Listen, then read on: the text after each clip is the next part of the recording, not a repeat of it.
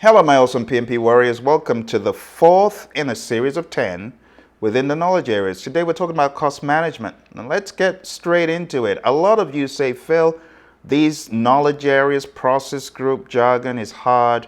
What do I do? So I wanted to break them down simply, one by one. The very first thing you do, as usual, is you plan. It's really that simple. You plan what you're going to do in each of these knowledge areas. This is no different. So you plan how we're going to manage costs. You decide how we're going to manage costs on the project. Which costs are we going to take into account? Which processes will we use to take costs into account? And how accurate must you be? All of these things, direct cost, indirect cost, such and such, you decide which ones you are going to process and how you're going to process them. The next thing you do is you estimate costs for each activity. As it says here, estimate costs for each activity.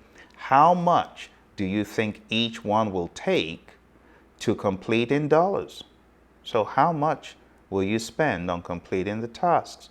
The third thing, you aggregate all task costs into a final total budget. We call this cost aggregation. You aggregate, you roll them up into a final total amount, and you also ensure contingency reserves and management reserves are factored in. Contingency reserves are used for knowns, known risks. Management reserves are used for unknowns. You as a project manager, you can use contingency reserves. But management reserves, you need permission to be able to use those. The final thing you do in cost, number 4, we call it control cost, and this is where you prevent any unauthorized changes to the budget. You make sure that the budget stays on track and all cost overruns are identified and resolved. And that's it, my friends. It's that simple.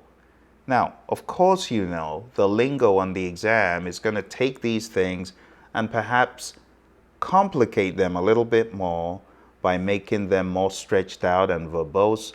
But if you follow this curriculum, going through each one of the 49 processes, you will have a much better idea about what these actually are. All right, I'll see you in the next video. Don't forget to like, subscribe, and share with your friends.